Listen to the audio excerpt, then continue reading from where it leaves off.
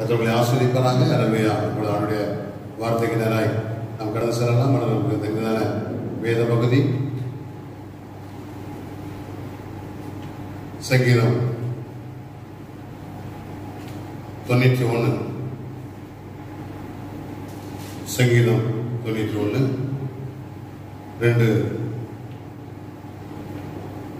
1-2 வசனங்களை நாம் வாசிப்போம். சேர்ந்து நாம் வாசிக்கலாம். சங்கீதம் 91 Psalm 91 verse 1 and 2. 1-2 வசனங்களை நாம் வாசிப்போம். உன்னதமானவரின் மறைவில் இருக்கிறவர் சர்வ வல்லவருடைய நிழலில் தங்குவார். கர்த்தரை நோக்கி அடைக்கலம் என் கோட்டை, தேவன் நான் நம்பி இருக்கிறவர் என்று சொல்லுவேன். மறுபடியும் வாசிப்போம். உன்னதமானவரின் மறைவில் இருக்கிறவர் சர்வ வல்லவருடைய நிழலில் தங்குவார். நான் கர்த்தரை நோக்கி நீர் என் அடைக்கலம் என் கோட்டை என் தேவன் நான் நம்பி இருக்கிறவர் என்று சொல்லி கண்களை போடுவோம். மறுபடியும் வேத பகுதிக்கு கரங்களை வைத்து ஆண்டவரே இந்த வசனத்தை எங்களுக்கு ஆசீர்வாதத்தை தருவீராக. வேத எழுத்துக்கள் ஆசீர்வாதமாக இருப்பதற்காக ஸ்தோத்திரம். பரலோகபிதாவே, மறுபடியும் குமாரனை இயேசுவின் நாமத்தினாலே நம்முடைய சமூகத்தில் நாங்கள் வருகிறோம். இந்த வாசிக்கப்பட்ட வேத பகுதியை அன்பின் கரத்தில் நாங்கள் அர்ப்பணிக்கிறோம்.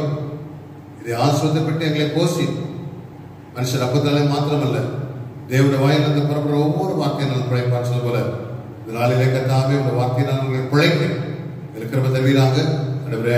வீடுகளை ஜெபித்துக் கொண்டிருக்கிற மக்கள் ஆசிரியர் இது யூடியூப்ல பார்த்து கேட்கிற ஒவ்வொருவரையும் அப்பா இருதயங்கள் பலப்பட அடவே இந்த வார்த்தையை 30-60-100 பலன் தர உதவி செய்வதாக சொல்லி இந்த நாளிலே இந்த வசனம் என்ன கிரியை செய்யணுமோ அந்த கிரியை பரிபூர்ணமாக செய்வதாக சொல்லி நம்மெல்லாம் கல்வாரத்தை பூசுகிறோம் அப்பா, தெளிக்கிறோம். தேசம் முழுதும் இருக்கிற எல்லா அளவையா பயங்கரமான அந்த பயத்தில் அந்த ஜனங்களை விடுதலையாக்கி இயேசு ஒருவரே விடுதலை ஆக்குகிறவர் என்பதை அறிந்து கொள்ள உதவி செய்யும். நீ பிறகு நாங்கள் சொல்லுவோம். எல்லா துதிக்கான மகிமை ஒருவருக்கே நாங்கள் ஏறிடுகிறோம். இயேசு கிறிஸ்துவின் மூலம் கேட்கிறோம் எங்கள் ஜீவனுள்ள நல்ல பரமபிதாவே. எல்லாமே சொல்லுவோம். மறுபடியும் வாசிப்போம். வேற சத்தமா வாசிப்போம். உன்னதமானவரின் மறைவில் இருக்கிறவர், உன்னதமான மறைவில் இருக்கிறவர் சர்வ வல்லவருடைய நிழலில் தங்குவார். நான் கர்த்தரை நோக்கி நீரின் அடைக்கலம் என் கோட்டை என் தேவன் நான் நம்பி இருக்கிறவர் என்று சொல்லுவேன். அல்லேலூயா. அற்புதமான சங்கீதத்துக்காக கர்த்தரை நான் ஸ்தோத்திரிக்கிறேன். அல்லேலூயா. இது மோசே எழுதின சங்கீதம் என்று சொல்லப்படுகிறது. சங்கீதம் அநேக ஆசிரியர்களால் எழுதப்பட்டது. தாவீதால் எழுதப்பட்டது. தாவீதுடைய அந்த சங்கீர்த்தனையுடைய தலைவனால் எழுதப்பட்டது. மோசேயினாலும் எழுதப்பட்டது என்று நாம் பார்க்கிறோம். 90ஆம் சங்கீதத்தை நாம் பார்க்கும்போது அதனுடைய தலைப்பில் 90 சங்கீதத்தை இங்க தலைப்பை பார்ப்பீங்கன்னா நல்ல அது முந்தின அதிகாரம் 90ஆம் சங்கீதம் அந்த தலைப்பில் என்ன சொல்லப்பட்டிருக்கு?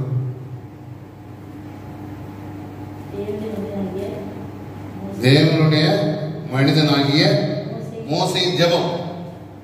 ஆகவே இந்த 90 சங்கீதமும் 91 தொடர்ந்து வருவதால் இது மோசே தான் எழுதியிருக்க வேண்டும் என்று எல்லா சரித்திர ஆசிரியர்களும் சொல்லுகிறார்கள். ஆகவே இப்படிப்பட்டதான சங்கீதத்துக்காக கர்த்தரை நாம் ஸ்தோத்திரம். இப்படிப்பட்ட காலகட்டத்திலே இந்த சங்கீதத்திலே கொடுக்கப்பட்டதான அளவில்லாத வாக்கு தத்தங்களை கர்த்தர் நம்மளை நிரப்ப அவர் போதுமானவராக இருக்கிறார். உன்னதமானவரின் மறைவில் இருக்கிறவன். அல்லேலூயா. அநேகர் அதனுடைய ஆச்சரியமா பார்ப்பாங்க. இதெல்லாம் நமக்கு நடக்குமா? 3வது சொல்கிறது அவர் உன்னை வேடனுடைய கண்ணி. முதல் 2 வசனங்களே மோசே ஆண்டவர் எப்பேற்பட்டவர் என்பதை அறிவிக்கிறார். அவர் உன்னதமானவர், மோஸ்ட் ஹை. அவர் காட் இஸ் மோஸ்ட் ஹை, உன்னதமான ஒரு தேவன் என்பதை அவன் வெளிப்படுத்துகிறார். 2வது ஆல்மைட்டி காட், சர்வ வல்லவருடைய ஷேடோ ஆஃப் ஆல்மைட்டி, சர்வ வல்லவருடைய நீழல். அதுக்கப்புறம் என்ன சொல்றேன்னா அவரின் கோட்டை, அவரின் அடைக்கலம், என் தேவன் நான் நம்பி இருக்கிறவர் என்று ஆண்டவரை குறித்து மிகவும் அற்புதமாய் சொல்லிட்டு 3வது வசனத்தில் நம்ம சொல்கிறத பார்க்கிறோம். அவருடைய வேடனுடைய கண்ணிக்கும் பாலாக்கு கொள்ளை நோய்க்கும் தப்புவிப்பார். அவர் தமது சிறகுகளால் உன்னை மூடுவார். அவர் செட்டங்களின் கீழே அடைக்கலம் புகுவாய். அவருடைய சத்தியம் உனக்கு பரிசை கிடமா. எப்படி அநேக காரியங்களை சொல்லிட்டு போறோம். இதெல்லாம் கேட்பதுக்கு ரொம்ப ஆச்சரியமா இருக்கு. இது ஒரு கவிதையா, இது ஒரு பாடலா, இது ரியலாவே இது நடக்கிற காரியமா என்பதை யோசிக்க வைக்கிறதா காரணம். எத்தனை விசுவாசிக்கிறீங்க? அல்லேலூயா. இது ரியலாகவே அவன் வாழ்க்கையில அனுபவித்ததே எழுதி வைத்திருக்கிறான். மோசே வாழ்க்கையில என்ன அனுபவித்தானோ, அல்லேலூயா, இஸ்ரவேல் ஜனங்களுக்கு மோசே மகாபிரிய வெற்றகனாய் விளங்கினான். இஸ்ரவேல் ஜனங்கள் 430 வருடமாய் வனாந்திர நிலைமையா எகிப்தில் அடிமைத்தனத்தில் இருக்கிறார். அவங்களை விடுதலையாக்க வேண்டும் என்று அவர்கள் அழுது கூக்குரல் இருக்கிறார். இந்த அழுகையின் கூக்குரல் சத்தம் தேவனிடத்தில் கேட்டதினால் நம்ம இப்ப எப்படியே அழுதுட்டு இருக்கிறோம். இந்தியாவில் உலகம் முழுவதுமே அழுதுட்டு தான். தேவனே விடுதலையாக்கும், அளவே எங்களை பாதுகாத்துக் கொள்ளும், இந்த கொள்ளை நோயிலிருந்து பூர்ண விடுதலை தரப்படி அழுது கொண்டிருக்கிறோம். இந்த அழுகையின் கூக்குரல் அவரிடத்திலே வருகிறது. இஸ்ரவேல் ஜனங்கள் 430 வருடமாய் அவர்கள் அழுத அந்த கூக்குரல் சத்தத்தை கேட்டு அவர் கீழே இறங்கி வருகிறார். இன்றைக்கு ஆண்டவர் நம்முடைய தேசங்களில் அவர் இறங்கி வந்திருக்கிறார். உலகத்தில் இருக்கிற எல்லா தேசங்களிலும் அவர் இறங்கி வந்து விசுவாசிகளுடைய ஜபத்தை அவர் கேட்கிறார். நம்முடைய வீடுகளிலே ஏறெடுக்கிற ஜபத்தை அவர் கேட்கிற தேவனாய் இருக்கிறார். ஆகவே அன்று எப்படி நடந்ததோ அந்த ரியாலிட்டியை தான் இந்த 91 சங்கீதத்தில் மோசே எழுதி வைத்திருக்கிறார். அந்த ரியாலிட்டி இன்னைக்கு இந்த 21ஆம் நூற்றாண்டில் நம்முடைய தேசத்திலே, நம்முடைய உலகத்திலே, ஜனங்கள் மத்தியிலே நடக்க அவர் வல்லமை தேவனா இருக்கிறார். விசுவாசிக்கிறீங்களா? ஆகவேதான் தெளிவாய் சொல்லப்பட்டிருக்கிறது. அருமை தேவனுடைய அந்த இயேசுவின் அந்த பஸ்கா ஆட்டுக்குட்டிய ரத்தம் அந்த இஸ்ரவேல் ஜனங்களுடைய வீடுகளில் நிலக்கால் வாசல்ல பூசப்பட்ட மாத்திரத்திலே அங்கே வந்ததான வாதைகள் ஒன்றும் அவர் கொள்கைகள் ஒன்றும் அவர்களை தொட முடியல. அதே போலதான் அந்த உன்னதமானோட மறைவிலே இருக்கிறவன் சர்வவனுடைய நிலையிலே தங்குவான். இந்த உன்னதமானவருடைய இயேசு கிறிஸ்துவனுடைய இரத்தம் நம்முடைய வீடுகளிலே, நம்முடைய வாசல்களிலே பூசப்பட வேண்டும். அதனாலதான் குடும்ப ஜெபம் பண்ணுங்க. ஒவ்வொரு நாளும் குடும்ப ஜெபம் பண்ணி ரத்தத்தை வீட்டு வாசல்ல பூசுங்க. அப்போ உங்க வீடு பாதுகாப்பா இருக்கும். அழ வேண்டியா, அங்க கூக்குரல் வேண்டாம். இஸ்ரவேல் வீடுகளிலே அந்த அழுகை கூக்குரல் சத்தம் கேட்கவே கேட்காது. விசுவாசிகளே உங்க வீடுகளிலே அழுகை கூக்குரல் சத்தம் கேட்கவே கேட்காது. எப்படி என்றால் இந்த உன்னதமானவர தேவன் என்பது, இயேசு உன்னதமான தேவன் என்பதை நீங்கள் அறிந்து கொள்கிற வாக்கியத்தை பெற்றவர்களாய் காணப்படணும். விசுவாசித்தா ஒரு ஆமை சத்தமா சொல்லுவோம். அல்லேலூயா. ஆகவேதான் இது அறிவினால் எழுதப்பட்டதான வார்த்தை அல்ல.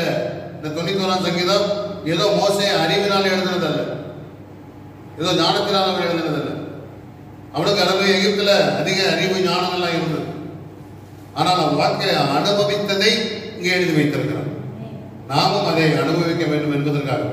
ஆகவே இந்த 21ஆம் நூற்றாண்டிலே 2020ஆம் ஆண்டிலே இதை அனுபவிக்க தேவன் உங்களுக்கும் எனக்கும் கிருபை செய்திருக்கிறார். எத்தனை நாமே சொல்றீங்க? அல்லேலூயா. ஆகவே உன்னதமானவருடைய மறைவு, சென்டர் ஆஃப் மோஸ்ட் ஹை. சென்டர்னா ஒரு மறைவு, ஒரு பாதுகாப்பு. அப்ப நம்மள ஆண்டவர் இந்த கொள்ளை நோயிலிருந்து, அல்லேலூயா, மறைவிலிருந்து கர்த்தருடைய பாதுகாத்து வைத்திருக்கிறார் என்பதை எத்தனை விசுவாசிக்கிறீங்க? வாழ்க்கையில பயமோ கலக்கமோ வர வேண்டிய அவசியமே கிடையாது. இந்த 91ஆம் சங்கீதத்தை உங்க வாழ்க்கையிலே அபியாசப்படுத்துவீர்கள் என்றால் என் தேவன் அல்லேலூயா உன்னதமானுடைய மறைவாய் இருக்கிறார் என்கிற விசுவாசம் மோசைக்கு இருந்தது போல நமக்கும் இருக்கும். இந்த வாசிக்கிறது நம்ம ஒவ்வொருவருக்கும் இருக்க தேவன் உதவி செய்வார். இரண்டாவது சொல்லுகிறார், சர்வ வல்லவருடைய நிழலில் தங்குவான். The shadow of the Almighty. சர்வ வல்லவருடைய நிழல். நம்முடைய தேவன் எப்படிப்பட்டவர் என்பதை அறிந்து கொள்ள வேண்டும். இந்த ஜனங்களை அறிந்து கொள்ள வேண்டும். இந்த ஜனங்களை அறிந்து கொள்ள வைக்க வேண்டும். அதற்காக தான் கர்த்தர் நம்மளை தாய் கர்ப்பத்திலிருந்து நம்மளை வேறு பிரித்திருக்கிறார். விசுவாசித்த ஆமென் சொல்லுங்க. அல்லேலூயா. உன்னை கர்த்தர் வேறு பிரித்திருக்கிறார் என்றால், உன்னை அழைத்திருக்கிறார் என்றால், அந்த அழைப்பிலே நீ உறுதியா இருக்க வேண்டும். ஏனென்றால் உன்னதமான மறைவு எனக்கு இருக்கிறது. அல்லேலூயா. மூன்றாவது சொல்கிறார், நீர் என்னை அடைக்கலாம். அல்லேலூயா. நீர் என்ன அடைக்க. He is my refuge. நான்காவது சொல்கிறார், நீர் என் கோட்டை. அல்லேலூயா. கோட்ரஸ், கோட்டை. அவ பெரிய கோட்டை. அந்த கோட்டை அவர் கோட்டையை தாண்டி தான் நம்மளை தொட முடியும். இந்த வைரஸ் ஆனாலும் சரி, இந்த கொரோனா ஆனாலும் சரி, அவர் உனக்கு கோட்டையாக இருப்பார் என்றால், உன்னதமான மறைவில் இருக்கிற விசுவாசம் உனக்குள்ளே இருக்க வேண்டாம். அல்லேலூயா. சர்வருடைய நிழலில் இருக்கிறங்கிற விசுவாசம் இருக்க வேண்டாம். அவர் எனக்கு அடைக்கலமா இருக்கிறார், அவர்கள் கோட்டையா இருக்கிறார் விசுவாசமா இருக்கின்றார். அது மட்டுமல்ல, he is my God. அல்லேலூயா. அவர் என் தேவன். அவர்கள் இஸ்ரவேல் ஜனங்களின் தேவன் மட்டுமல்ல, அவர் என்னுடைய தேவன் என்கிறதான ஒரு வைராக்கியம் நமக்குள்ளே காணப்பட தேவன் நமக்கு கிருபையும் வேலனையும் வல்லமையும் தருவார். விசுவாசத்தை ஒரு அமைச்சர். ஆகவே இந்த 4 விதமான அற்புதமான வார்த்தைகளை மோசே இங்கே எழுதி வச்சுட்டு தான் 3வது சொல்கிறார், அவர் உன்னை வேணுடைய கண்டிக்கும், பாலாக்கும் கொள்ளை நோய்க்கு உன்னை தப்ப வைப்பார், அவர் தமது சிறகுகளாலே உன்னை மூடுவார். அப்ப அவர் மூடிட்டார். அவர் மறைவு இருக்கு, அவருக்கு உன்னை மூடுகிற ஒரு பாக்கியம் இருக்கு. ஆகவே ஒவ்வொரு விசுவாசியும் கர்த்தர் ஒவ்வொரு தேவ பிள்ளைகளையும் அவர் பாதுகாப்பதிலே மிகவும் அக்கறை உள்ளவராய் அவர் இறங்கி கொண்டிருக்கிறார். இதில் விசுவாசிக்கிறீங்க? அல்லேலூயா. மறைவிடம் அவரிடத்தில் இருக்கிறது, ஷெல்டர் நிழல், அவருடைய ஷேடோ இருக்கிறது, அவருடைய அடைக்கலம் ரெஃப்யூஜ், அவருடைய கோட்டை. அப்படிப்பட்டதான ஒரு கிருபைகளிலே கர்த்தர் நம்மளை வழிநடத்தி கொண்டு போயிருக்கிறார். விசுவாசிக்கிறீங்களா? அப்படிப்பட்ட ஆசீர்வாதம் உங்கள் வாழ்க்கையில இருக்குது என்பதை நீங்க உணர்றீங்களா? ஏனென்றால் ஆண்டவர் அப்படிப்பட்ட ஆசீர்வாதத்தால் நிரப்ப வல்லமுள்ள தேவனாய் இருக்கிறார். ஏனென்றால் அவர் உன்னதமான தேவன். அல்லேலூயா. உங்களை பாதுகாப்பதிலே மிகவும் அக்கறை உள்ள தேவனாய் இருக்கிறார். அவர் உங்களை பாதுகாப்பது மட்டுமல்ல, உங்களை பராமரிப்பதிலும் அவர் அக்கறை உள்ள தேவனாய் இருக்கிறார். இஸ்ரவேல் ஜனங்களை அவர் பாதுகாத்து விடுதலை ஆக்கினார்.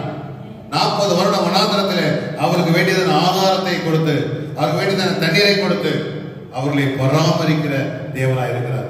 2020ஆம் ஆண்டிலும் கர்த்தர் உங்களை பராமரிக்கிற தேவனாய் இருப்பார் என்பதில் எந்த சந்தேகமும் இல்லை. அல்லேலூயா. ஆகவே தான் நம்ம தைரியமாய் அவன் சொல்வதை பார்க்கிறோம். அவர் உன்னை வேடனுடைய கண்ணிக்கும் பாலாக்கும் கொள்ளை நோய்க்கும் தப்புவிப்பார். அவர் தமது சிறகுகளால் உன்னை மூடும். அவர் சட்டைகளை அடைக்கலம் போகுவாய். அவருடைய சக்தி உனக்கு பரிசையும் கேடகமாக. இரவில் உண்டாகும் பயங்கரத்துக்கும் பகலில் பறக்கும் அன்புக்கும் இருளில் நடமாடும் கொள்ளை நோய்க்கும் மத்தியானத்தில் பாலாக்கும் சங்காரத்தில் பயப்படாத இருப்பாய். அது மட்டுமல்ல, உன் பக்கத்தில் 1000 பேர், உனது வலதுபுறத்தில் 10000 பேர் விழுந்தாங்க. ஒரு மேத்த மேல ஒரு 2 பேர் மேல விழுந்தாலே நம்மளால அதை சகிக்க முடியாது. ஆனால் சொல்றது பக்கத்தில் 1000 பேர், ஒரு வலதுபுறத்திலே 14 பேர் விழுந்தாலும் இது நம்ப முடியுதா? ஏதோ உன்னை மோசம் எழுதி வச்சிருக்காங்க இல்ல. நீங்கள் ஆண்டவரை உன்னதமான தேவன் என்பதை அறிவீர்கள் என்றால், விசுவாசிகள் என்றால், இன்னைக்கு ஆண்டவரை தர அவர் போதுமானவர். விசுவாசிக்கிறீங்களா? ஆகவே கர்த்தர் யார் என்பதை நாம் அறிந்திருக்க வேண்டும். நீங்கள் ஆராதிக்கிற தேவன் எப்பேற்பட்டவர் என்பதை முதலாவது அறிந்து கொள்கிற பாக்கியத்தை எனக்கு தாரும் ஆண்டவரே என்று நீங்கள் ஜெபிக்க வேண்டும். ஆகவே அப்போஸ்தலனாகிய பவுல் எபேசியர் நிருபத்திலே நாம் எடுப்போம் என்றால் 1ஆம் அதிகாரம் 19ஆம் வசனத்தை எடுப்பீர்கள் என்றால், நம்ம எபேசியர் எழுதின நிருபம், அப்போஸ்தலனாகிய பவுல் எபேசியர் எழுதின நிருபம் 1ஆம் அதிகாரம் 19ஆம் வசனத்தை வாசிக்க பார்ப்போம். எபேசியர் 1:19. கிறிஸ்துவை மரித்தோரிலிருந்து எழுப்பி அவரிடத்தில் நடப்பித்த தம் பலத்த சத்துவத்தை நடைமுறையே விசுவாசிக்கிறவர்களாகிய நம்மிடத்திலே விசுவாசிக்கிறவர்களாகிய நம்மிடத்திலே காண்பிக்கும் தம்முடைய வல்லமையின் மகா மேன்மையான மகத்துவம் இன்னதென்றும் நீங்க அறியபடிக்கு அவர்களுக்கு பிரகாசம் உள்ள மனக்கண்களை கொடுக்க வேண்டும் வேண்டிக் கொள்கிறேன். பிரகாசம் உள்ள மனக்கண்கள் வேணும். கர்த்தர் எப்பேற்பட்டவர் என்பதை அறிகிற பிரகாசம் மனக்கண்கள் இருந்தாதான் நம்ம பாதுகாக்கப்பட முடியும். மோசேக்கு அது இருந்தது. மோசேக்கு அந்த தரிசனத்தை அவன் பெற்றுக்கொண்டான். ஆண்டவரை முகமுகமாய் பார்க்கிற அந்த வல்லமையை அவன் பெற்றுக்கொண்டான். அருமையான தேவ பிள்ளைகளை, இந்த கால வேளையில வந்திருக்கிற அருமையான தேவ பிள்ளை, இந்த யூடியூப்ல கேட்டுக்கொண்டிருக்கிற தேவ பிள்ளைகளே, விசுவாச பிள்ளைகளே, கர்த்தர் உங்களோடு கூட பேசிக் கொண்டிருக்கிறார். மகனே, மகளே, நீ கலக்க வேண்டிய அவசியம் இல்லை, பயப்பட வேண்டிய அவசியம் இல்லை. நான் யார் என்பதை அறிந்து கொண்டால் அது போதுமானது. விசுவாசிக்கிறீங்களா? அப்பேற்பட்ட மனக்கண்களை தாரமாண்டவர் என்று நாம் ஜெபிக்கும் போது கர்த்தர் நமக்கு அப்பேற்பட்ட மனக்கண்களை தர அவர் போதுமானவராக இருக்கிறார். விசுவாசிங்க. அல்லேலூயா. ஆண்டவர் எப்படி நீங்கள் அறிந்திருக்கிறீர்களோ விசுவாசிகளே, உங்க பாஸ்டரை நீங்கள் அறிந்திருக்க வேண்டும். அநேக பாஸ்டர் சரியா அறியறது. அல்லேலூயா. அதே போல உங்கள் கணவன்மார் வரக்கூடிய சகோதரிமார் உங்கள் கணவன்மார் அறிஞ்சிருக்கணும். கணவன்மார் மனைவிமார் அறிஞ்சிருக்கணும். சில கணவன்மார் அல்லேலூயா மனைவிகளை சரியா அறியறதில்லை. சில மனைவிமார் சில கணவன்மார சரி அறியறதில்லை. பெற்றோர்கள் பிள்ளைகளை சரியா அறியறதில்லை. ஆகவே எப்படி பிள்ளைகளை வேலை வாங்குவது என்பது அவருக்கு தெரியாது. கர்த்தரை நாம் அறிந்திருக்க வேண்டும். அவரை அறிகிற அறிவிலே நாம் வளர வேண்டும்.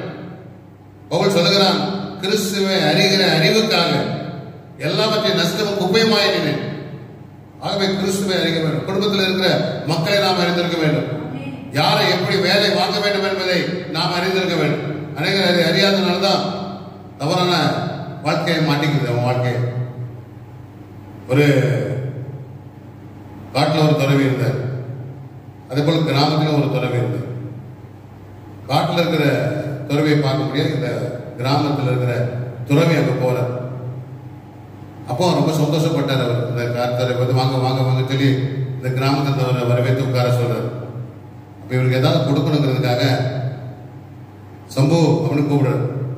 சம்புன்னு கூப்பிட்டா அங்க ஒரு குரங்கு வரும். குரங்கு ஒரு அடி கொடுக்குறாரு. அடி கொடுத்து பாரு ஐயா வந்திருக்காரு, ஐயாவுக்கு வணக்கம் சொல்லு. அது வணக்கம் சொல்லு. மறுபடியும் ஒரு அடி கொடுக்குறாரு. ஓ ஐயாவுக்கு குடிக்கிறதுக்கு ஏதாவது பால் எடுத்து கொண்டு கொடு. அது ஒரு கோவலையில பால் ஊற்றி வந்து அவருக்கு கொடுக்குது. மறுபடியும் அடி கொடுக்குறாரு. ஓரமா நில்லுங்கிறார். அது ஓரமா நிற்குது. மறுபடியும் ஒரு அடி கொடுத்து குழம்பு கோவலையை வாங்கி கொண்டு வை. இவர் பார்த்துட்டே இருக்கிறாரு. என்ன அந்த குழம்பு நல்லதான வேலை செய்யுது, இது சொல்றதெல்லாம் கீழ்படியுத, இவர் என்னென்ன சொல்றாரு கீழ்படியுத, ஏன் இந்த இவரு இதை போட்டு அடிச்சுட்டு நடக்கிறாரு அப்படின்னு இவரு யோசிச்சுட்டு இருக்கிறாரு. கிராமத்துக்கு வந்து துறவி யோசிச்சுட்டு இருக்காரு. அப்படி யோசிச்சுக்கிட்டு இருக்கும்போது இவர் என்ன பண்ணாரு, நான் கொஞ்சம் தியானம் பண்ண போறப்பா, நீ கொஞ்சம் இலை பாருங்க, ரெஸ்ட் எடுங்க, நான் கொஞ்சம் தியானம் பண்ணிட்டு வரேன்னு தியானம் பண்றாரு. அப்படியே தியானத்துல இருக்கிறார். இந்த இடத்துல இது பண்ணாரு. இவர் என்ன பண்ணாரு, கிராமத்துல இந்த குரங்கு கூப்பிடாரு. சம்பு வாங்க வருது. வந்தோன்னு அப்படியே கழுத்த தலையை அப்படியே தடை கொடுத்துட்டே இருக்காரு. நம்ம முடியெல்லாம் பொறுத்தோட நீ தான் நல்லா தானே கீழ்படுகிற, ஏன் உன்னை இவர் அடிக்கிறாரு, என்ன புரியல எனக்கு அப்படின்னு சொன்னேன். இவர் தடவை கொடுத்தோன்னே டக்குன்னு ஏறி தோல்ல உட்காந்துச்சு. குரங்கு என்ன பண்ணிச்சு, தோல்ல உட்காந்து குழந்தை என்ன பண்ணிச்சு, மறுபடியும் காதை எடுத்து விரல் எடுத்து அவர் காதுகளை விட ஆரம்பிச்சு, காதை கூட ஆரம்பிச்சு. இவர் தள்ளுறாரு. சீச்சு அதுக்கு ஒரு மூக்குக்குள்ள விரல் விட்டு மூக்குல விட ஆரம்பிச்சு. அதுக்கு ஒரு தலையை பிடிச்சு ஆட்ட ஆரம்பிச்சு, முடியை பிடிச்சு ஆட்ட ஆரம்பிச்சு.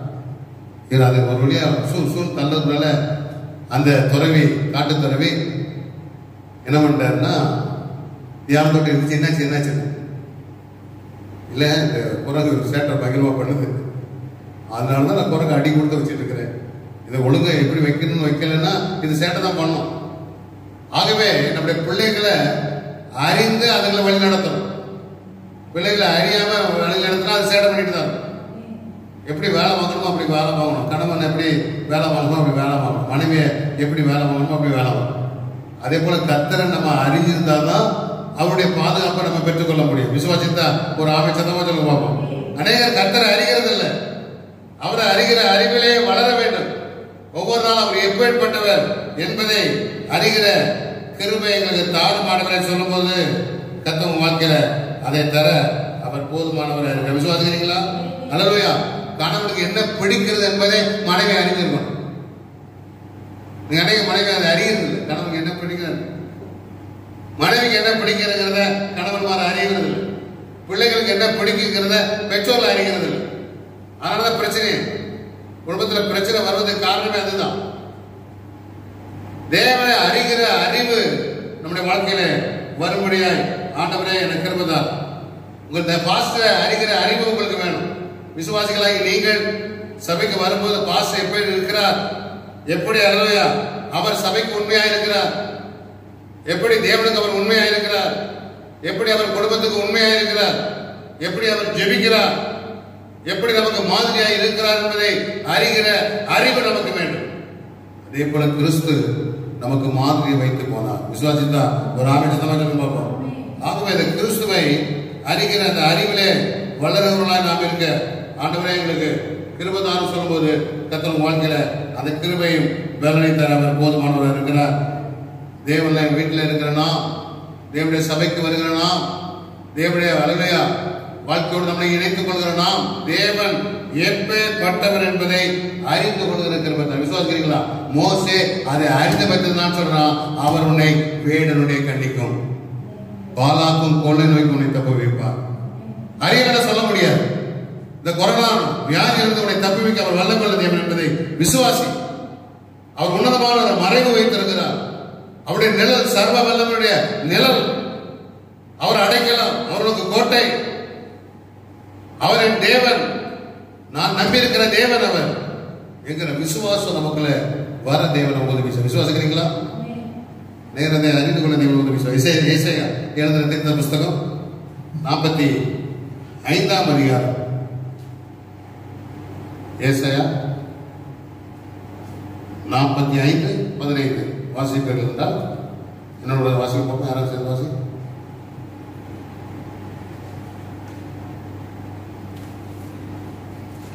ஏசாயா 45:15 இஸ்ரவேலின் தேவனும் எச்சமாய் நீர் மெய்யாகவே உம்மை மறைத்துக் கொண்டிருக்கிற தேவனாய் இருக்கிறீர். இஸ்ரவேல் தேவனாகிய இரட்சகருமாகிய நீர் மெய்யாகவே உம்மை மறைத்துக் கொண்டிருக்கிற தேவனாய் இருக்கிறீர். அல்லேலூயா. நம்முடைய தேவன் யார்? தம்மை மறைத்துக் கொண்டிருக்கிற தேவன். சிலர் அவர் ஒழித்துக் கொள்கிற தேவனாய் இருக்கிறார். ஆகவே யோபு சொல்லுகிறார், நன்மையான தேவ பிள்ளைகளே, 23ஆம் அதிகாரம் 23 யோபு 23:8-9 வாசிப்போம் என்றால், யோபு 23:8-9 மிக அற்புதமாய் யோபு சொல்வதை பார்க்கணும். 23:8-9 இடதுபுறத்தில் அவர் கிரியை செய்தோம், அவரை காணேன், ஒளித்திருக்கிறார். ஆனாலும் போகும்படியை அவர் அறிவார். விசுவாசிக்கிறீங்களா? நம்ம தேவன் யார் என்பது போல ஒளிச்சாலும் ஒளிச்சுக்குவார், நினைத்துக் கொள்கிறார். 8ஆம் வசனத்தில் சொல்கிறது, இதோ நான் முன்னால் போனான், அவர் இல்லை. யோபு சொல்லுகிறான், எல்லாத்தையும் இழந்து காணப்படுகிறான், சரீரமெல்லாம் பருக்கள். ஆண்டவரை தேடி பார்க்கிறார், ஒழித்துக் கொள்கிறார். இன்றைக்கு ஆண்டவர் ஒழித்துக் கொண்டது போலதான் நமக்கு தெரியும். இப்பேற்பட்ட கொள்ளை நோய்களை பார்க்கும் போது, ஓ உதவி செய்ய யாருமே இல்லையே. நம்முடைய தேவன் எப்படிப்பட்டவர்? சில நேரங்களில் அவர் மறைந்து கொள்கிறார், ஒழித்துக் கொள்கிறார். அப்படி இருக்கிற இடம் தெரியாதபடி, காணாதபடி காணப்படுகிறது. ஆகவே நான் யோபு சொல்கிறான், நான் முன்னாலே போனாலும் அவர் இல்லை, பின்னாலே போனாலும் அவரை காணேன், இடதுபுறத்தில் அவர் கிரியை செய்தும் அவரை காணேன். ஆனால் வலதுபுறத்திலோ அவர் ஒழித்துக் கொள்கிறார். யார் என்பதை கண்டு கொள்கிறார். உன்னதமானவருடைய மறைவில் இருக்கிறவன் சர்வ வல்லவருடைய நிலையில் தங்குவான். விசுவாசிக்கிறீங்களா? விசுவாசத்தை நம்முடைய தேவன் மறைந்து கொள்கிற தேவனாய் இருக்கிறார். இந்த காலகட்டத்தில் அவர் மறைந்தது போலதான் நமக்கு தெரியும். ஆனால் நீ இருக்கிற இடம் உன்னதமான மறைவு, சர்வ வல்லவருடைய நிழல். அவர் எனக்கு அடைக்கலாம், அவர் எனக்கு கோட்டை. நான் என் தேவன், நான் நம்பி இருக்கிறேன் என்று சொல்வேன். உன் பக்கத்தில் 1000 பேர் விழுந்தாலும் உன் வலதுபுறத்தில் 16 விழுந்தாலும் அணுகாது. பொல்லாப்பனுக்கு நேரிடாது, வாதை உன் கோடாரத்தை அணுகாது. எவ்வளவு அனுபவிச்சு அவன் எழுதி வைத்திருக்கிறான். தேவப்பிள்ளைகளே, இந்த காலகட்டத்தில் இந்த சங்கீதத்தை நாம் ஒவ்வொரு நாளும் அறிக்கை பண்ணும்போது உண்மையாகவே அந்த உன்னதமான மறைவு உன் வீட்டில் வாங்கி தங்கும். அப்படி நிலம் உன் வீட்டிலே வந்து தங்கும். அப்படியே பாதுகாப்பு உடத்துல இருக்கும். சில நேரங்கள் அவர் ஒளிந்து கொண்டது போலதான் தெரியும். அதை நாம் அறிந்திருக்க வேண்டும். எனவே ஆண்டவர் ஒளிந்திருந்தாலும் நம்முடைய பாதுகாப்பதிலே அவர் மிகவும் அக்கறை உள்ள தேவனாய். விசுவாசிக்கிறீங்களா? அல்லேலூயா. இரண்டாவது பாத்திரம் அறிவியல் தேவன் மறைந்திருக்கிற தேவன் மட்டுமல்ல. யோபு 33ஆம் அதிகாரம் 33 11ஆம் வசனத்தை வாசிப்போம். யோபு 33:13. அவர் நம்முடைய செயல்கள் எல்லாவற்றையும் குறித்து காரணம் சொல்லவில்லை என்று நீர் அவரோட ஏன் வழக்காடுகிறீர்? அவர் தம்முடைய செயல்கள் எல்லாவற்றையும் குறித்து அவர் என்ன செய்கிறார் என்கிறத காரணம் கேட்க முடியாத ஆண்டவர். ஒரு அமைச்சர் அல்லேலூயா. அவரே காயப்படுத்துவார், அவரே கட்டுப்படுவார். விசுவாசத்தை அமைத்தவர் அவரே கொண்டு போய் அனுப்புவார், அவரே அதை துரத்தி விடுவார். விசுவாசிக்கிறீங்களா? ஏன் அவர்கிட்ட அந்த காரணத்தை அவர்கிட்ட கேட்க முடியாது? என்ன காரணம் என்பதை யாராலும் கேட்க தெளிவாக சொல்லுகிறது. அவர் தம்முடைய செயல் எல்லாவற்றையும் குறித்து காரணம் சொல்லவில்லை என்று நீ அவரோட ஏன் வழக்காடுகிறேன் சொல்ல மாட்டார். சில நேரத்துல தெரியாது, சில நேரத்தில் நமக்கு புரியாது, சில நேரத்தில் நமக்கு விளங்காது. என்ன நடக்குது உலகம் முழுவதும் நடக்கிற காரியங்கள் யாரும் இதை எதிர்பார்க்கவே இல்லை, யாருக்கு இதை தெரியாது. ஆனா உலகம் முழுவதும் அசைந்து கொண்டிருக்கிறது. ராமன் சத்தமா சொல்லுங்க. ஏனென்றால் அந்த காரணம் தெரியாது. அவரே தான் கட்டுப்படுவார், அவரே தான் காயப்படுத்துவார், அவரே குணப்படுத்துகிற தேவனா இருக்கு. அப்பேற்பட்ட தேவன் தான் நம்முடைய தேவன். ஆகவே அவரை அறிந்து கொள்ளணும். அவருடைய சமுதிரம் உட்கார்ந்து ஆண்டவரே நீர் யார்? உடைய ஊழியக்காரனை அறிந்து கொள்ள வேண்டும், உடைய குடும்பத்தினை அறிந்து கொள்ள வேண்டும். அப்பதான் அது செழிப்பாக செம்மையாக போவதற்கு அது தேவையானதை காணப்படும். விசுவாசித்தா ஆமா சத்தமா சொல்லுங்க. அல்லேலூயா அல்லேலூயா. ஆகவே தான் தாழ்மைய சாத்ரான் பேச காரணம் சொன்னாங்க, எங்க தேவன் தப்புவிக்க வல்லவர். தப்புவிக்காமல் போனான், அவர் தப்புவிக்கும் செய்வார், தப்புவிக்காமலும் செய்வார். விசுவாசிக்கிறீங்களா? வாய்ந்து வர வார்த்தை பாருங்க. ஒரு பெரிய சிலை உண்டாக்கிட்டான் நேபுகாத்நேச்சர், உயரமானது. இதோ அல்லேலூயா கிண்ணறங்கள் இசைக்கருவிகள் வாசிக்கும் போது அது வணங்கணும்பா, எல்லாரும் வணங்குறாங்க. ஆனா அந்த 3 எபிரேய புருஷர்கள் வணங்கவே இல்லை. என்னப்பா உங்களுக்கு விளங்கலையா? சொல்றது உங்க லாங்குவேஜ் புரியலையா? உங்க லாங்குவேஜ்ல சொல்லணுமா? இஸ்ரேல் லாங்குவேஜ் சொல்லணுமா? இஸ்லாம் லாங்குவேஜ் சொல்லணுமா? தேவைப்படல. மறுபடியும் சொல்லப்பட்டது, ராஜா கோவப்பட்டு உக்கிரகத்தை 7 மடங்கு ஆக்கிட்டான். அப்போ சொல்றாங்க, எங்க தேவன் தப்பு வைக்க வல்லவர். ஒரு அமைச்சர் அல்லேலூயா. எங்க தேவன் தப்பு வைக்க வல்லவர். தப்புவியாமல் போனாலும் பரவாயில்ல. அவருடைய காரணம் கேட்க முடியாது. என்ன காரணங்கிறத கேட்க முடியாது. காரணத்தினால விலகி கொள்ளவும் முடியாது. விசுவாசிட்டா ஆகவே சத்தமா சொல்ல பார்ப்போம். அல்லேலூயா.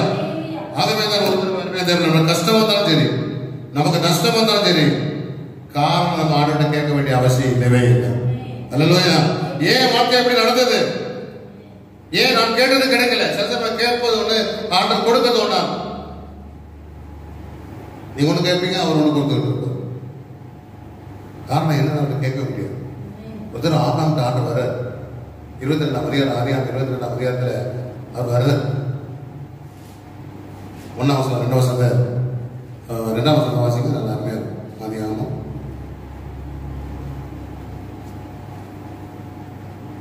அதிகாரம் 22ஆம்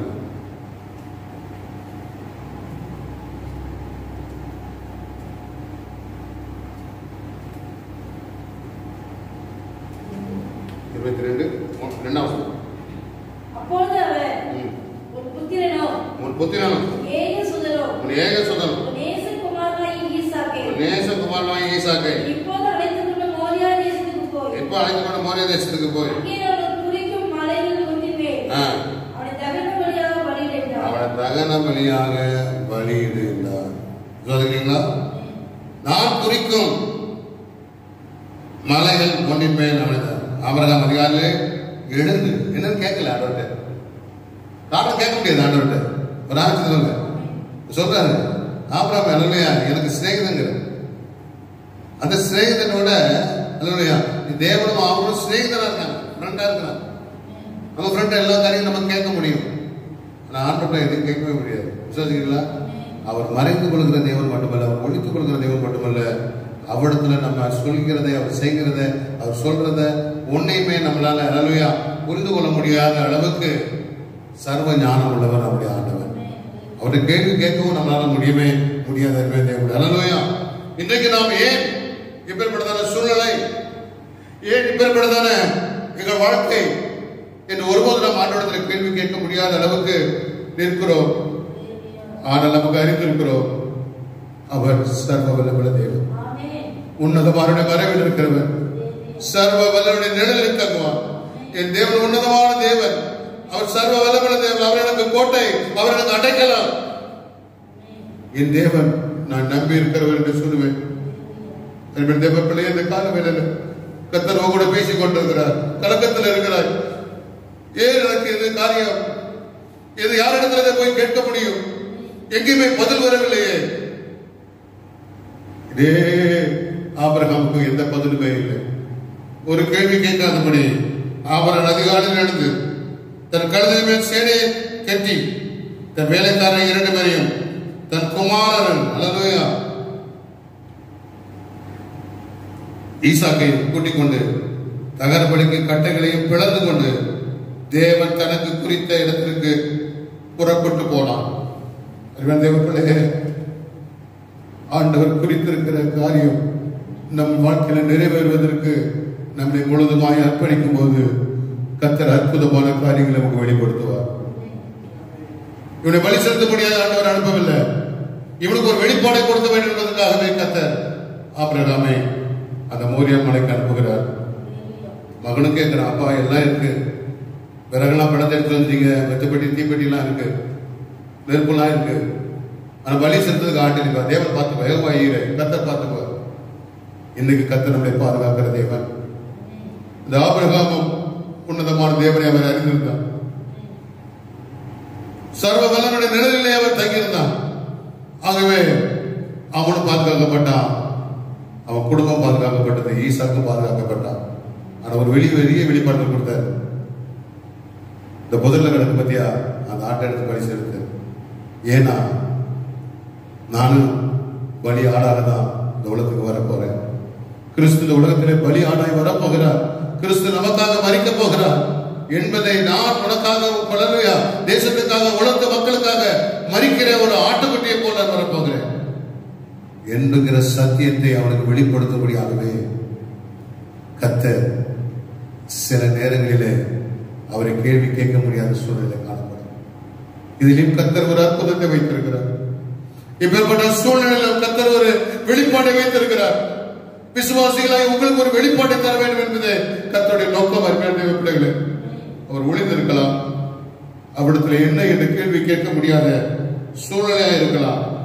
ஆனால் எல்லாவற்றுக்கும் மேலாய் கர்த்தர் அற்புதங்களையும் அதிசயங்களையும் செய்கிற தேவனாக இருக்கிறார். விசுவாசிக்கிறீங்களா? விசுவாசி நாம சுத்தமா சொல்லுங்க. இந்த கொள்ளை ஏன் என்ப வந்ததற்கு புதிராய் இருக்கலாம், ஆனால் அந்த புதிருக்கு ஒரு வெளிப்பாடு உண்டு. அந்த வெளிப்பாடை கர்த்தர் உங்களை ஒவ்வொருவருக்கும் கட்டளையிட அவர் போதுமானவராக இருக்கிறார். விசுவாசிக்கலாம்? எல்லாரும் நடக்கிற காரியங்கள் சாதகமா இருக்கலாம், ஆனா சில நேரங்களிலே எதிராக நடக்கும். ஆண்டவர் அநேக நேரங்களில் நமக்கு சாதகமான காரியங்களை செய்து கொண்டே இருப்பார். ஆனா திடீர்னு பார்த்தா எதிராய் வந்து நிற்கிற எதிரான காரியங்களை அவர் செய்கிறவர் தேவனாய் காணப்படுகிறார். விசுவாசிக்கிறீங்களா? என்னாகமத்துல பாருங்க. என்னாகமத்துல பாத்தீங்கன்னா பிழையம் குறித்து நம்ம பார்க்கிறோம். என்னாகமோ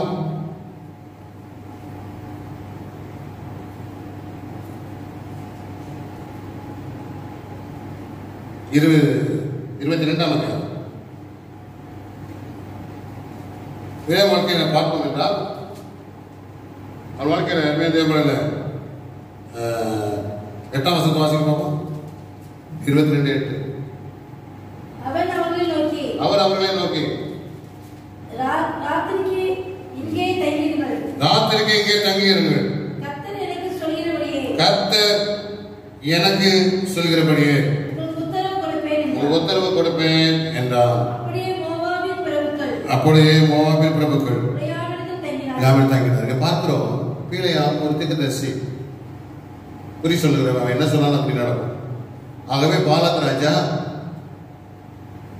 அல்லேலூயா இஸ்ரவேல் ஜனங்களை சபிக்கும்படியாய் ஒரு கோழி பேசி மோவாபியர் ஆட்களை கொஞ்சம் அனுப்பி அப்படியே அவன் அவர்களை நோக்கி ராத்திரி இங்கே தங்கியிருங்கள். 7ஆம் வசனம் அற்புதமா இருக்கும். அப்படியே மூப்பர்கள் மீதியான மூப்பரும் குறி சொல்வதற்குரிய கூலியை தங்கள் கையிலே எடுத்துக்கொண்டு புறப்பட்டு பெரியாமத்தில் போய் பாலாக்கின் வார்த்தைகளை அவனுக்கு சொன்னார். அவன் அவர்கள் நோக்கி, அவன் சொன்ன உடனே என்ன பண்ணிருக்கணும், நான் வரமாட்டேன், இது ஆண்டருக்கு ஒத்து வராது அப்படின்னு சொல்லி அனுப்பி. அவன் என்ன பண்றான், ராத்திரி தங்குங்கள், இங்கே தங்கி கர்த்தர் எனக்கு சொல்றபடியே உங்களுக்கு ஒத்துழைப்பு கொடுப்பேன். அப்படியே மோவாபின் பிரபுக்கள் பீலாமிடத்தில் தங்கிறார். ரொம்ப வாசிப்போம். தேவன் பீலாமிடத்தில் வந்து, உன்னிடத்தில் இருக்கிற இந்த மனிதர் யார் என்ற பீலாம் தேவனை நோக்கி, சிப்போரின் குமாரனாகிய பாலாக்கின் மோவாப் ராஜா அவர்களை இடத்தில் அனுப்பி பூமியின் விசாலத்தை மூடுகிற ஒரு ஜனக்கூட்டம். நம்முடைய ஆண்டவர் நம்முடைய ஜனங்களுக்கு என்ன பேர் வச்சிருக்காரு? ஜனங்களுக்கு என்ன பேரு? இஸ்ரவேல் ஜனங்களுக்கு என்ன பேரு? ஆண்டவர் ரட்சிக்கப்பட்டதான ஜனங்களுக்கு என்ன பேரு? விசுவாசிக்கு என்ன பேரு?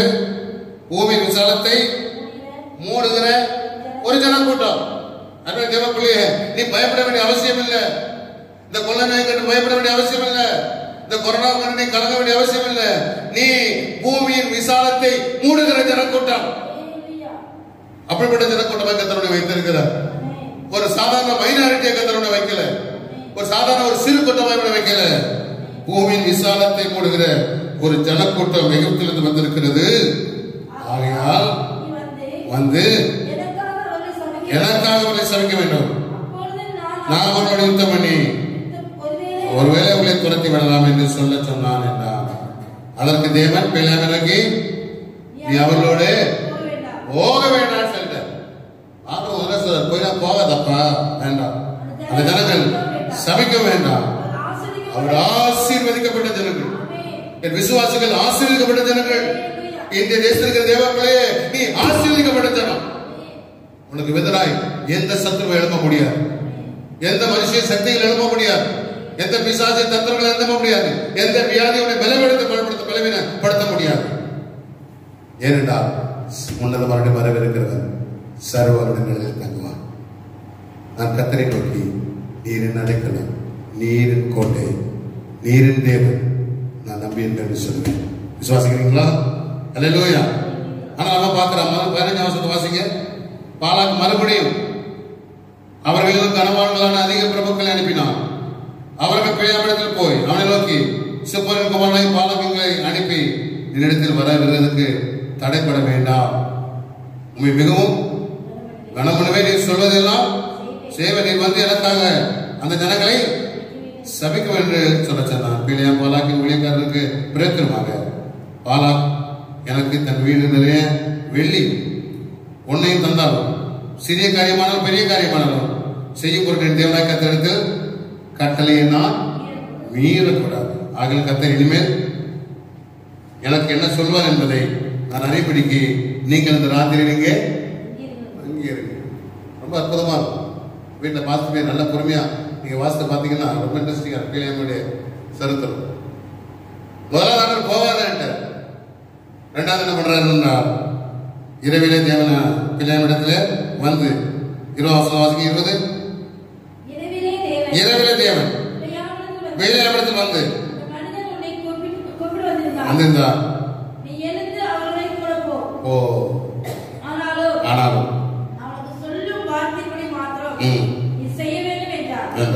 பிள்ளையும் காலமே எழுந்து தன் கழுதை சேனை கட்டி மோவாப் தன் பிரபுக்களோட கூட போனான். அவன் போகிறதுனாலே தேவனுக்கு கோபம் போட்டது. கர்த்தர் தூதனார் வழியில் அவனுக்கு எதிராளியா நின்ற ஒரு ஆமை சத்தமா சொல்லுவார். அல்லேலூயா. அவரே போய் சொல்லுவார். அவரே சாதகம் பண்றது போலதான் இருக்கும். ஆனா அவர் எதிராக வந்து நிற்கிறதான தேவனா இருக்கிறார். ஆகவே ஒண்ணுமே நமக்கு புரியாது. அவரை நாம் அறிந்து கொள்ள வேண்டிய விதத்தில் நம்ம அறிந்து கொள்ளலன்னா நமக்கு எதுவுமே புரியாது. அநேக விசுவாசிகள் ஏன் புரியாம கலங்குறாங்கன்னா அவரை அறிந்து கொள்றது இல்லை. அவரை அறிய வேண்டிய விதத்தில் அவர் அறியணும். கர்த்தரை அறிகிற அறிவிலே வளருங்கள். அவர் தேவன் தான், அவர் சர்வ வல்லவர் தான், உன்னதமான மறைவில நம்மளை பாதுகாக்கிறவர், மறைவில நம்மளை பாதுகாக்கிற தேவன் தான்.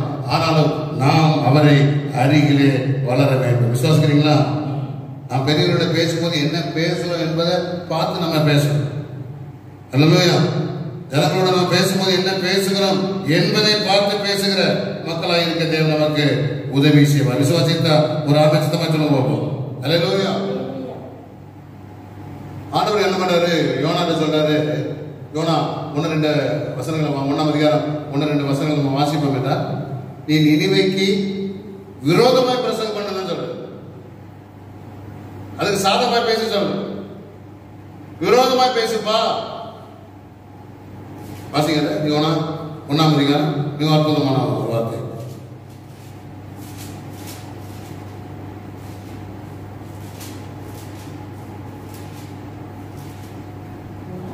ஒன்னாம் அதிகாரம் 2 நீ எழுந்து மகா நகரமாகிய நினிவேக்கு போய் அதற்கு விரோதமாய் பிரசங்கம் பண்ணு. அல்லேலூயா. நினிவேக்கு விரோதமா போப்பா. அவருடைய அக்கிரம சமூகத்தில் வந்து எட்டிடுச்சு. அப்போ சில நேரங்கள் ஆண்டவர் நமக்கு சாதகமா இருக்கிறாரு, சில நேரங்கள் என்ன பண்றாரு ஆண்டவர்? சொல்லுங்க, நீங்க சொல்லுங்க. சில நேரங்கள் ஆண்டவர் என்ன பண்றாரு? விரோதமா நிற்கிறார். ஆகவே அந்த காரியங்களை நம்ம அறிந்து கொள்ளணும்.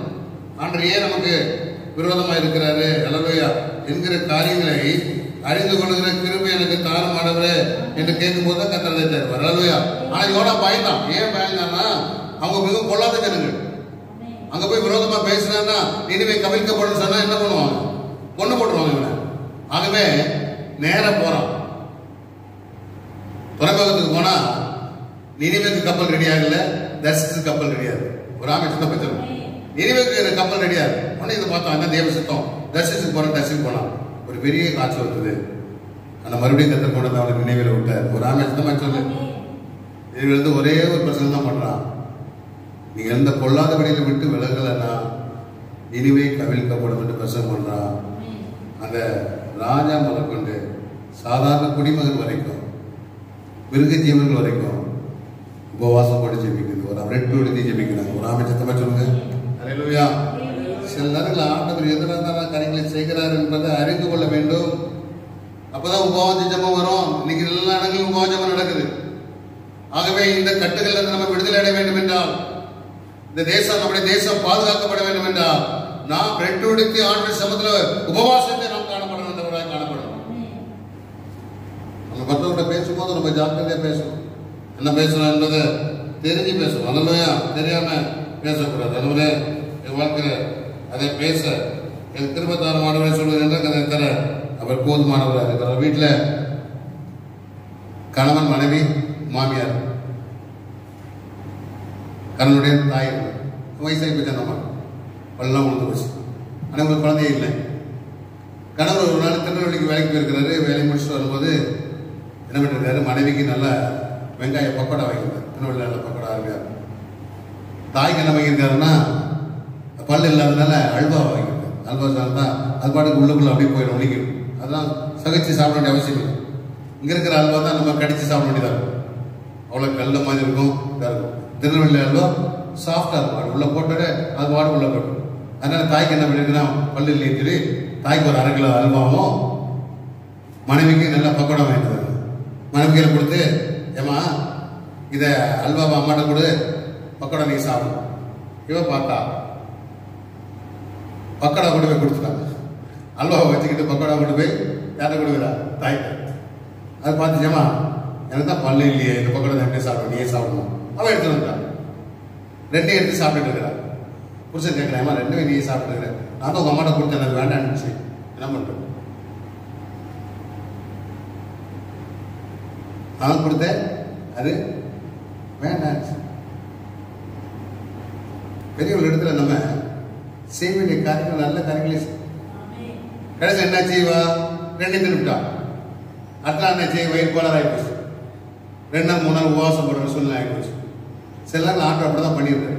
சில பாஸ்டிங் பேர் போடுங்க சொல்லி பண்ணி விட்டுறாரு. ஆகவே சில நேரங்களில் ஆண்டவர் நமக்கு எதிராக வருகிறார் என்றால் என்ன அர்த்தம் என்றால், நாம் உபவாசம் போட்டு ஜெபிக்க வேண்டிய ஒரு காலகட்டத்தில் நாம் இருக்கிறோம். சோசத்தா ஒரு ஆபத்தமா சொல்லணும். அல்லேலூயா. ஆகவே நம்முடைய வாழ்க்கையில அந்த ஜெபம் வாழ்க்கையில் அவசியம். எனவே மக்கள் எல்லாரும் ஜெபித்தார்கள். கர்த்தர் அவர்களை விடுதலை ஆக்கினார்.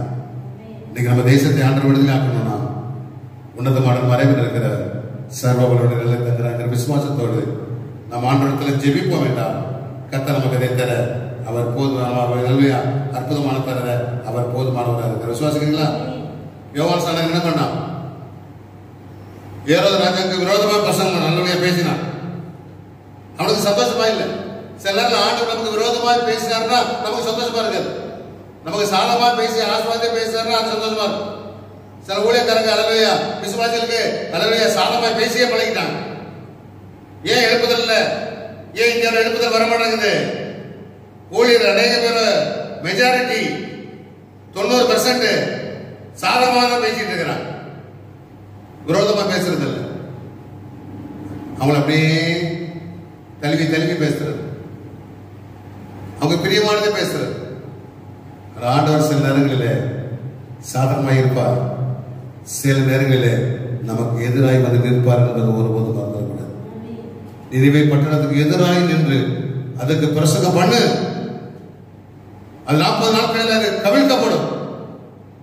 40 நாட்கள் ஜெபித்து உபவாசித்து ரெட்டுடுத்தி ராஜா முதற்கொண்டு குடிமகன் கல்வியை சாதாரண குடிமகன் வரைக்கும் ஜெபிக்கும் போது கர்த்தர் அவர்கள் மனஸ்தாபப்பட்டார். ஒரு அமைச்சர் சொன்னார், அவர்கள் மனம் திரும்பினார். நம்முடைய தேசம் மனம் திரும்பும் போது கர்த்தர் எல்லா கொள்ளையிலிருந்தும் கர்த்தர் நம்மளை விலக்கி பாதுகாக்க நம்முடைய தேவனாக இருக்கிறார். நம்ம ஜெப நேரத்தை கேட்டி எழுப்ப ஆண்டவரே எனக்கு உதவி செய்யும் சொல்லும்போது கர்த்தர் வாழ்க்கையில ஜெபத்தை கெட்டி எழுப்ப அவர் நம்முடைய தேவனாக இருக்கிறார். விசுவாசிக்கிறீங்களா? அல்லேலூயா. ஆகவே சில நேரங்களில் நாம் தேவனுக்கு ஒன்றை நல்லவையா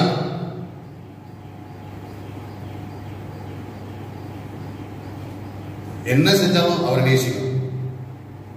அவர் நமக்கு எதிராக நின்னாலும் எதிராக சொல்லுங்க, நான் அதுதான் என்னுடைய வாழ்க்கையில் நான் கற்றுக்கொண்ட காரியம். அவர் எனக்கு சாதகமாகவும் இருப்பார், சில நேரங்களில் எதிராக நிற்பார். ஆனால் எப்பொழுதும் அவரை நேசிக்கிற அந்த கிருபையை நான் பெற்றுக்கொள்ள ஆண்டவரை எனக்கு உதவி செய்ய சொல்லும்போது கர்த்தர் உதவி செய்ய போதுமானவராக இருக்கிற. விசுவாசிக்கிறீங்களா?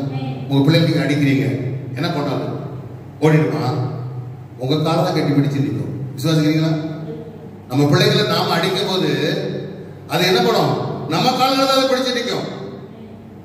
அதே போல ஆண்டு நமக்கு எதிராக நிற்கும் போது அவர் கால்களை பற்றி கொள்ளணும். இந்த காலகட்டத்தில் ஆண்டவரை போய் கால்களை பற்றி கொள்கிற மக்களாக இருக்க உதவி விசுவாசிக்கிறீங்களா? நம்புறீங்களா? யாக்கோபு அதான் செய்யலாம். யாக்கோபுக்கு விரோதமாய் ஏசா அவனுடைய ஒரு பெரிய பட்டாளத்தோட வரும்போது அவன் ஆண்டத்தில் ஓடி வருகிறான். ராமோடு உட்கார்ந்து ஜெபிக்கிறான். ஆண்டர் சொல்ல என்ன விட்டுருப்பான போவது கண்டிப்பா போய் விடிஞ்சிச்சு நான் போறேங்கிறார். ஆனால் ஆண்டர் கட்டி கொள்றான், என்னை ஆசீர்வதித்தார் நம்ம போக விட ஒரு அமைச்சர் சொல்லுவேன். இந்த காலகட்டத்தில் ஆண்டுடைய பாதங்களை கட்டி பிடிச்சு உபவாசத்தோடு ஆண்டர் நம்ம போக விட மாட்டோம். எங்க தேசத்தில் இந்த கொரோனா இருக்கிற வரைக்கும் நம்ம போக விட மாட்டோம். இது ஒரு பெரிய விடுதலை கட்டிடும். இந்த தேசத்தை நீ பாதுகாத்துக் கொள்ளும், ஜனங்களை பாதுகாத்துக் கொள்ளும், பொருளாதாரத்தை பாதுகாத்துக் கொள்ளும் என்று ஆண்டவருடைய கால்களை நாம் கட்டி பிடிப்போம் என்றால் நாம் தான் ஆசீர்வதிக்கப்பட்ட ஜனம். அதற்காகவே கர்த்தர் நம்மை தேர்ந்தெடுத்தார். அதற்காகவே தான் கர்த்தர் நம்மை இந்தியாவில் பிறக்க வைத்தார். நீண்ட நாளும் இந்தியாவில் பிறந்திருக்கிறது நோக்கம் எதற்காக? இந்த தேச மக்களை பாதுகாப்பதற்காக, இந்த தேசத்தில் இருக்கிற அழிவிலிருந்து ஜனங்களை மீட்பதற்காக தான். ஆண்டவருடைய பாதங்களை நாம் கட்டி பிடிப்போம் என்றால் நம்மளை போல ஆசீர்வதிக்கப்பட்ட ஜனம் வேற யாரும் இருக்க முடியாது. விசுவாசிக்கிறீங்க? உனக்கு விரோதமான காரியங்கள் வருவதெல்லாம் ஆண்டை விட்டு ஓடாதபடி ஆண்டுடைய பாதங்களை கட்டி பிடிக்கிற ஒரு கிருபையை எனக்கு தாரமாக சொல்லும்போது கர்த்தர் நமக்கு தர அவர் போதுமானவராக இருக்கிறார். விசுவாசிக்கிறீங்களா? கடைசி ஒரே ஒரு வருஷத்தை மாற்றத்தை நான் நிறைவு செய்ய விரும்புகிறேன். யோபு 10ஆம் அதிகாரம், யோபு 10ஆம் அதிகாரம் 16ஆம் வசனத்தை வாசிப்போம் சீக்கிரமா. நான் முடிக்கிறேன். யோபு 10:16. சிங்கத்தை போல் என்னை வேட்டையாடி எனக்கு விரோதமாக நம்முடைய அதிசய வல்லமை விளங்க பண்ணுகிறது. சில நேரங்களில் சிங்கத்தை போல ஆண்டவர்களை வேட்டையாடுவார். ஒப்புக் கொடுக்கணும். என்னை வேட்டையாடி இருக்கிறார். சிங்கத்தை வேட்டையாடுவது போல சில நேரங்களில் தேவன் நம்மளை வேட்டையாடலாம். ஆனால் எனக்கு விரோதமாய் ஒரு அதிசய வல்லமையை விளங்கப்படுகிற தேவனாக விசுவாசித்தார். சமரான சத்தமா சொல்ல பார்ப்போம். அல்லேலூயா. சிலர்களை தேவன் நமக்கு விரோதமான காரியங்களை செய்கிறது போல நமக்கு தெரியலாம். ஏனென்றால் நம்ம ஆண்டவர் அவருக்கு பிரியமான காரியங்களை அவர் நிறைவேற்ற விரும்புகிறார். சிங்கத்தை போல வேட்டையாடுகிறார் என்றால் ஏன் என்றால் சில நேரங்களில் அவர் நம்மை பிரியத்தை நிறைவேற்ற விரும்புகிறார். விசுவாசித்தா ஒரு ஆமை சத்தமா சொல்லுங்க பார்ப்போம். ஆண்டவரே வாழ்க்கையில அதை செய்ய நீ போதுமானவராய் இருக்கிறதுக்காய் நன்றியோடுமே ஸ்தோத்திரிக்கிறேன் ஆண்டவரே. ஆண்டவரையா சில நேரங்களில் நம்ம ஆண்டவர் நல்லவையா வேட்டையாடுவது போல காணப்படலாம். ஆனா ஆண்டவர் நம்மளை பாதுகாக்கிறதுல வல்லமுள்ள தேவனா இருக்கிறார். விசுவாசிக்கிறீங்களா? அல்லேலூயா. சில நேரம் நம்ம ஆண்டவருக்கு கீழ்ப்படிவது போலதான் இருக்கிறது போலதான் தெரியும். ஆனா கீழ்ப்படியாத ஒரு சூழ்நிலை நமக்குள்ள இருக்கும். அதை வெளியில எடுப்பதற்காக சிங்கத்தை போல அவர் வேட்டையாடுவார். சில நேரம் நம்ம தாழ்மையா இருக்கிறது போலதான் நமக்கு தெரியும். ஆனா மற்றவர்களுக்கு தான் தெரியும் நம்ம தாழ்மையில் நம்ம பெருமையா இருக்கிறது. அந்த பெருமையை எடுத்து போட வேண்டும்ங்கிறதான அவர் பிரியத்தை நிறைவேற்ற முடியாய் நம்மை சில நேரங்களில் அவர் சிங்கத்தை போல வேட்டையாடுகிறார். தேவஜனமே, அவர் நம்முடைய சிங்கத்தை போல வேட்டையாடுகிறார் என்பதை அறிந்திருக்கிற விசுவாசிகள் இருக்க தேவன் உதவி செய்ய. தேவன் யார்? உன்னதமானுடைய மறைவில் இருக்கிறவர் சர்வனுடைய நிழலில் தங்குவார். அவர் எனக்கு அடைக்கலம், அவர் எனக்கு கோட்டை, என் தேவன் நம்பியிருக்கிற துருகம். அவருடைய வேண்டுடைய கண்டிக்கும், பாலாக்கும் கொலை வைக்கும், அவருடைய தப்பி வைக்கிற தேவனாக இருக்கிற. விசுவாசிக்கிறீங்களா? சவுல் அல்லேலூயா நல்லவன், அழகுள்ளவன், சௌந்தரிய உள்ளவன், நாவுதான் அல்லேலூயா. அந்த பெண்ணியமின் கோத்திரத்திலிருந்து கர்த்தருடைய ராஜாவாய் மாற்றினார். ஒரு தடவை அவன் ஆண்டவர் ஒரு கட்டளை கொடுக்கிறார், அவன் முறியடித்துட்டு வா, எல்லாத்தையும் முறியடிச்சுடுவான். இவன் அதை செய்யல, கீழ்ப்படியல. ஆனா அவன் கீழ்ப்படியது போலதான் இருக்கிறான். சில நேரங்கள் நம்ம ஆண்டுக்கு நம்ம கீழ்ப்படிய போல நம்ம காணப்படுவோம். ஆனா கீழ்ப்படியாத சூழ்நிலை இருப்போம். கர்த்தர் யாரையாவது மட்டும் சொல்லி அனுப்பிதான் நமக்கு தெரியும். சாமுவேல் அனுப்புறாரு. சாமுவேல் போறான். அங்க அவனுடைய அரண்மனையில ஆடுகள் மாடுகள் சத்தம் இருக்குது. என்னப்பா சவுலே, எல்லாத்தையும் சகாரம் பண்ணிட்டியா? ஆமா, எல்லாம் சகாரம் பண்ணியாச்சு. ஆனா வீட்டுல அரண்மனையில ஆடு மாடு சத்தம் கேட்குது. என்னப்பாச்சு? சில ஆட்டுக்கு பலி செலுத்த முடியாது கொண்டு வந்தேன். அப்படியே வார்த்தையில அவன் பார்க்கும்போது கர்த்தருக்கு பலி செலுத்த நம்ம கொண்டு வந்திருக்கிறோம். அவனுடைய வார்த்தைக்கு நம்ம கீழ்ப்படுத்திட்டு போலதான் இருந்தது. சில நேரங்களிலே கர்த்தர் சிங்கத்தை போல வேட்டையாடுகிற தேவனாய் இருக்கிறார். விசுவாசியே, தேவ பிள்ளையே, நாம் ஆண்டவரை பற்றி அறிகிற அறிவு நமக்குள்ள இருக்கும் என்றால் நாம் அதிலிருந்து நாம் பாதுகாக்கப்படுவோம். அந்த அறிவு அவனுக்கு இல்லாதனால அவன் சங்காரமாக்கப்பட்டான். விசுவாசிக்கிறீங்களா? வாழ்க்கையில் அந்த சிங்கத்தை போல ஆண்டவர் தாழ்மையை எதிர்பார்க்கிறார்.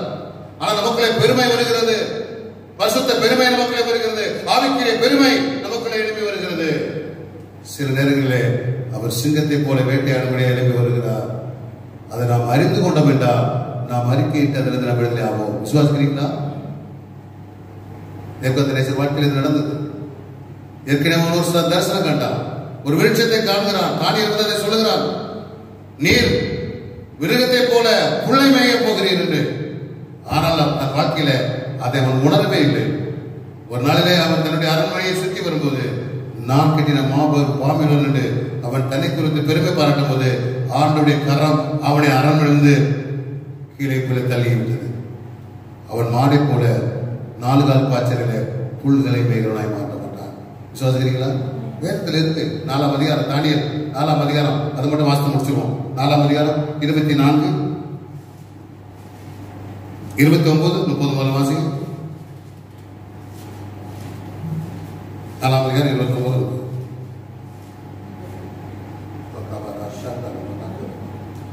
தானியேல் 4 தானியேல் 4 29, 30, 29, 30.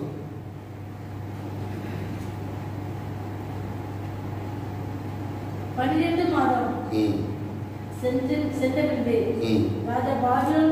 மாதம் சென்ற பின்பு ராஜா பாபிலோன் ராஜ்யத்தின் அரண்மனை உலாவி கொண்டது போது, இது என் வல்லமை பராக்கிரமத்தினால் என் மகிமை பிரதாபத்துக்கு அரண்மனையை நான் கட்டின மகா பாபிலோன் அல்லவா என்று சொன்னான்.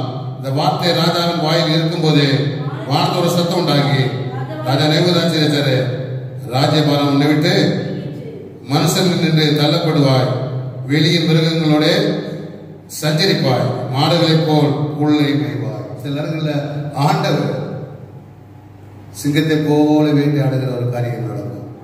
இயற்கை எனக்கு உணர்த்தப்பட்டது. 24ஆம் வசனத்துல வாசித்தீங்கன்னா, இதே அதிகாரம் 24ல நீங்க வாசித்தீங்கன்னா, ராஜாவே அதன் அர்த்தம் என்னவென்றால், அவன் ஒரு தரிசனத்தை காக்கிறான், ஒரு அல்லேலூயா, ஒரு விருட்சத்தை காண்கிறான்.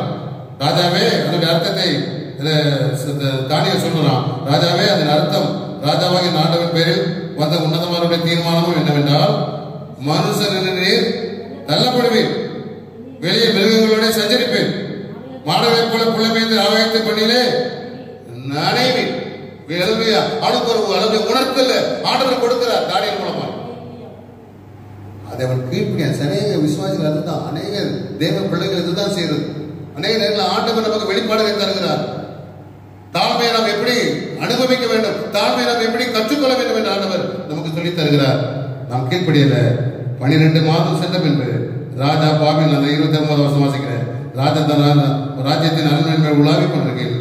இது என் வல்லமையின் பராக்கிரமத்தினால் என் மகிமை பிரபாத்திருக்கின்ற ராஜ்யத்துக்கு அரண்மனையாக நான் கட்டிட மகா பாபிலோன் அல்லவா என்று சொன்னான். தேவப்பிள்ளையே, இன்னைக்கு ஆண்டவர் நமக்கு சொல்லிக் கொடுக்கிற அற்புதமான காரியம் என்னவென்றால், உன்னதமான மறைவில் இருக்கிறவன் சர்வ வல்லவருடைய நிழலில் தங்குவான். அதை மட்டும் நீ அறிஞ்சுக்கிட்டு இருந்தா மட்டும் போதாது. கர்த்தர் யார் என்பதை அறிஞ்சுக்கணும். அவர் மறைந்து கொடுக்கிறவர், அவர் ஒளிந்து கொடுக்கிறார். யோபு சொல்றான், முன்னால போனா காணும், பின்னால போனா காணும், இடது பக்கம் போனா கிரியை நடக்குது, ஆனா அங்க காணும், ஆனா வலது பக்கத்தில் அவர் ஒளிந்து கொள்கிறார். சில நேரம் மறைந்து கொடுக்கலாம். பயப்படாதே. தேவனுக்கு உன்னை முழுதுமாய் அர்ப்பணிக்கும் போது கர்த்தர் உன்னை அற்புதமாய் மாற்ற அவர் போதுமானவராக இருக்கிறார். ஆமென். அல்லேலூயா. ஆண்டவர் மறைத்துக் கொள்கிற தேவன் மட்டுமல்ல, உன்னை வெளிப்படுத்துகிற தேவனுமாய் இருக்கிறார். அல்லேலூயா. அவர் உன்னை காயப்படுத்துவார், அவருடைய கட்டுப்போம். அல்லேலூயா. காயங்களை கட்டுகிற தேவனாய் இருக்கிறார். அபிரகாமாகிய அல்லேலூயா, ஈசாக்குக்கும் ஆண்டவர் ஒரு சத்தியத்தை வெளிப்படுத்தும்படியாகவே ஆண்டோட கேள்வி கேட்கவே முடியல. உன் குமாரனாகிய ஏக சுதனாகிய ஈசாக்கு எனக்கு பலி செலுத்த என்று சொன்னார். மூன்றாவது, தேவன் நமக்கு சாதகமாய் வருவார், எதிராக நிற்பார். நாலாவது, சிங்கத்தை போல நம்மை வேட்டையாடுகிற தேவனாய் இருக்கிறார். பயப்படாதவங்க, நம்மளை தூக்கி எடுக்கிற தேவன் அவர் தான். ஒரு உன்னதமான மறைவில் இருக்கிற தேவன், உன்னதமான ஒரு தேவனாய் இருக்கிறார். அந்த மறைவில் நம்மளை வைத்திருக்கிறார். நீங்கள் கலங்க வேண்டிய அவசியம் இல்லை. பகலே வெயிலாகிலும் இரவில் நிலவாகிலும் உங்களை சேதப்படுத்த முடியாது. அவருடைய வேரோடை கடிக்கும், பாலாக்கும், கொலைக்கும் உங்களை தப்பு பார்ப்பார். அவருடைய சமுத்திரம் எழுந்து நிற்போம், கண்களை மூடுவோம். ஒரு பல்லவி பாடும்போது அவருடைய சமுத்திரம் முழுதுமாக கடிப்போம். தேவன் என் அடைக்கலமே, என் கோட்டையும் மரணம் அவர், அவர் சத்தியம் பரிசெய்யும் கேடகமாம் என் நம்பிக்கையும் அவரே, அவர் சத்தியம் பரிசெய்யும் கேடகமாம் என் நம்பிக்கையும் அவரே, அவர் சட்டையின் கீழ் அடைக்கலம் புகுவீர், சிறகுகளால் மூடுவார், அவர் சட்டையின் கீழ் அடைக்கலம் புகுவீர், சிறகுகளால் மூடுவார். இரவின் பயங்கரத்திற்கும் பகலில் பறக்கும் அம்புக்கும், இருளில் நடமாடும் கொள்ளை நோய்க்கும் நான் பயப்படவே மாட்டேன். இருளில் நடமாடும் கொள்ளை நோய்க்கும் நான் பயப்படவே மாட்டேன். அவர் சட்டையின் கீழ் அடைக்கலம் புகுவேன், சிறகுகள்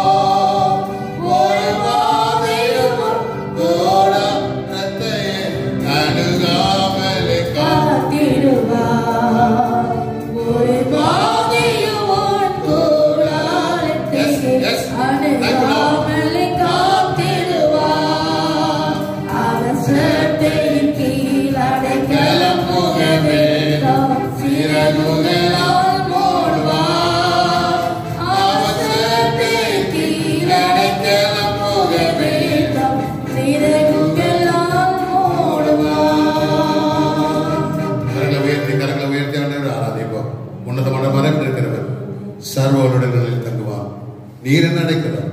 என் கோட்டை, என் தேவன், நான் நம்பியிருக்கேன் என்று சொல்லுவேன். அவருடைய வேருடைய கணிக்கும் பாலாக்கு கொள்ளதை கொண்டை தப்பிக்கிற தேவனாக கத்தர் யார் என்பதை அறிகிற அறிவு இந்த நாட்களில் கத்தர் நமக்கு தருவாராக. அவர் நம்மளை ஒழித்துக் கொள்கிற தேவனாக இருக்கலாம், அவர் மறைத்து கொள்கிற தேவனாக இருக்கலாம், அவர் உன்னுடைய அவரை காயப்படுத்தி உனக்கு காயத்தை கட்டுகிற தேவனாக இருக்கலாம். நீ கலக்க வேண்டிய அவசியம் இல்லை. அவற்றை ஏன் என்று கேள்வி கேட்க முடியவே முடியாது. ஆபிரகாம் எந்த கேள்வி கேட்காதபடி தன் மகனை எடுத்துக்கொண்டு மோரியா தேசத்துல ஒரு மலையில பலி செலுத்த சென்றான். ஆனா முடிவில் பலி செலுத்தப்பட்டது வேறொரு ஆட்டுக்குட்டி. கிறிஸ்துவாகிய அந்த ஆட்டுக்குட்டி பலி செலுத்த வேண்டும் என்கிறதான வெளிப்பாடு. இன்றைக்கு நமக்கு ஒரு வெளிப்பாடை வைத்திருக்கிறார். எதை கண்டு சோர்ந்து போகாதே மகனே, அவர் நமக்கு சாதகமாய் வருவார். சில நேரங்களில் அவர் எழுந்து எதிராக இருக்கிற தேவனாய் இருக்கிறார். பீலியாம் சாதகமாய் இருக்கிறது போலதான் தெரிந்தது. முதல்ல போக வேண்டாம் என்றார், இரண்டாவது போ என்றார், மூன்றாவது அவர் எதிரே வந்து இருக்கிறார். யோனாவிட்டு ஆண்டவர் பேசுகிற வார்த்தை அதுதான். நினிவேக்கு விரோதமாய் பிரசங்கப்பட்டார். அவர்கள் ரெட்டுடுத்தி